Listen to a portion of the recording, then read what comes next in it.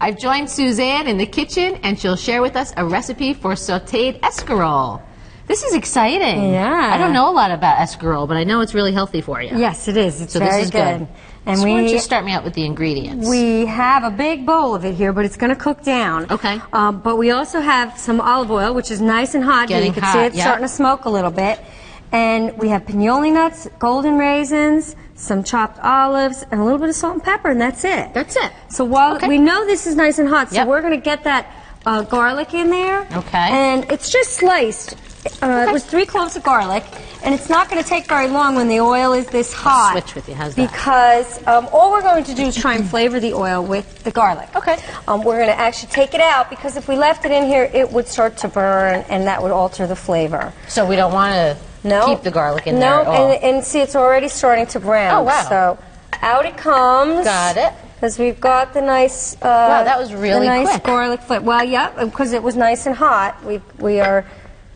We're making sure that we don't have any burnt garlic in there. That's why you want to keep the pieces pretty big, so it's easy for you to fish it out. And that just flavors the oil? Yep, you can smell it, right? I can. Yep. Now, what about escarole? The escarole is a nice leafy green. It's got some real fiber to it. You know, it's kind of got a little toughness.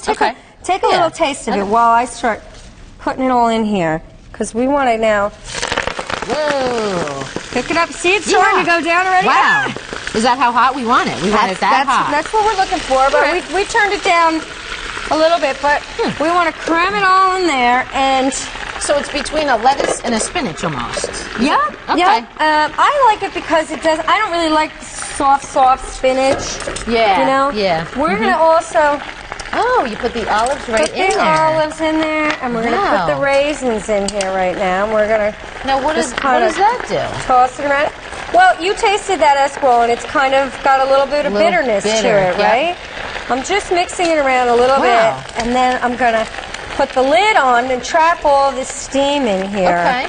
While we talk a little bit more about escarole and how to work with it. So do we get it all oily all over the place? Like you see I got some of the oil up from the bottom there. Okay. Because the stuff on the bottom is now, you know, in that hot oil, but we're kind of mixing it up, and you can see it actually, it was really heaped up, right? Really quickly. All right, we're going to put the lid on that for a couple of minutes while we talk over here. Now, most of our ingredients are already in there. Wow. The pinoli nuts are going to go in the end. Okay. They were toasted, and we want them to maintain a little bit of crunch. Now, what are pinoli nuts? Well, some of the other names for it are pine nuts. It's a Mediterranean nut. It's got a very mild flavor and texture, and it's in all kinds of Italian and French cooking. What else? Yeah, I like it. Another one. So, like I said, that's going to go in after we let this steam down for a little bit. But I did want to talk about my spinner here because escarole is known to be a very grow kind of dirty. And it grows like a head of lettuce. Okay. So what I did was I just cut that root end off that was holding all the leaves together, and you could literally see little flecks of dirt in there.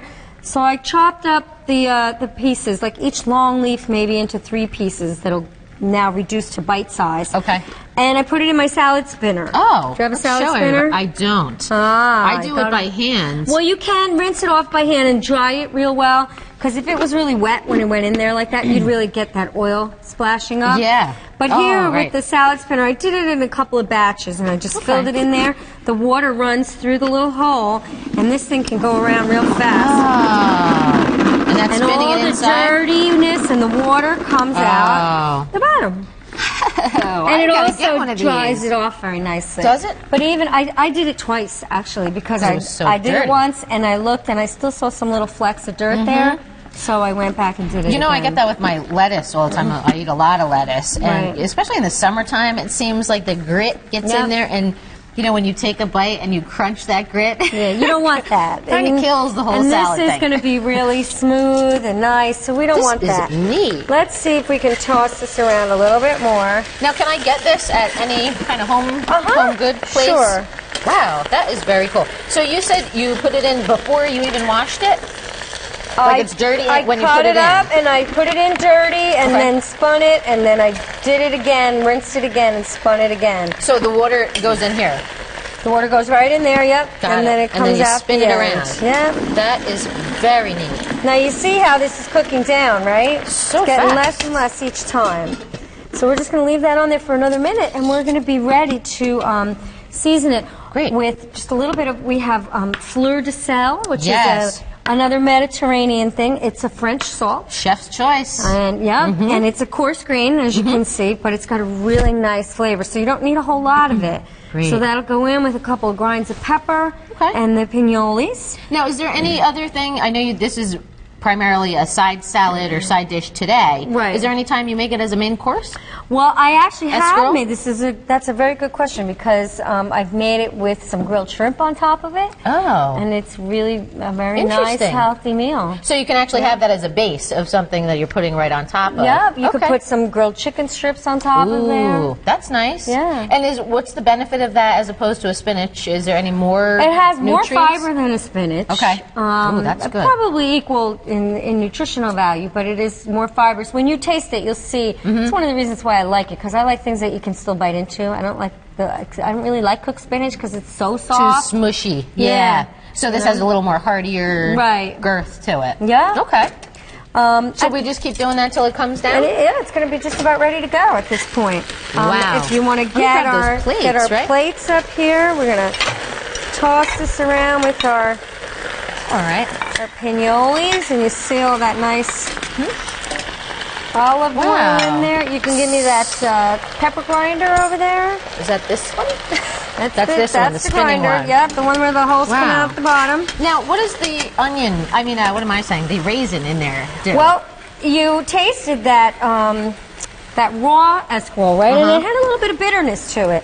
And you're going to be really amazed when you taste the combination of that little sweetness and fruitiness in the raisins, the salty brine in the olives, and then you get that kind of smoky flavor from the nuts. You know, this is really good because, I don't really do this, but I really like how you put the contrasting things in it, because that really is what's making these meals. Contrast is what it's all about. Flavor, texture, color.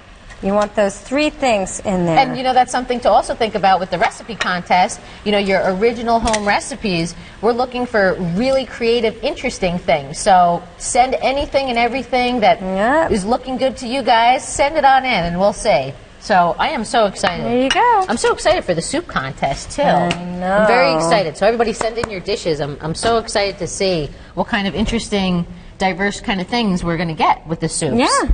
I have my own soup recipe I'm going to throw into the bucket. What's it for? It's actually like a cheddar and cream cheese and broccoli soup. But I'm sure I can't be included in the contest because, Well, maybe we could make your recipe. We could try. How is it? It's not too hot. Ooh. It's perfect. You want to serve it nice and hot. Nice and hot. Wow. You know what's awesome? The olive. That is good.